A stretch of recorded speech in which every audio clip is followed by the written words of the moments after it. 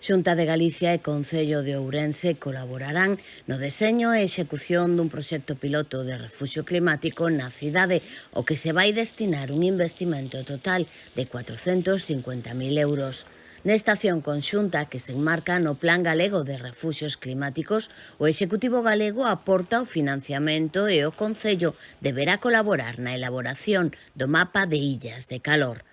Inda que a capital ourensá será a primeira cidade na que se recorra a plantación de árbores e a outras solucións baseadas na natureza para combater os efectos do quecemento global, os resultados desta iniciativa vanse trasladar despois ao resto de concellos galegos para que poidan avalialos e replicar o modelo ou adoptar solucións semellantes no seu ámbito de actuación. O deseño do mapa de illas de calor e refuxios climáticos no municipio correrá a cargo da Universidade de Vigo e o deseño e execución do proxecto piloto do refuxio climático corresponde á Xunta e Concello.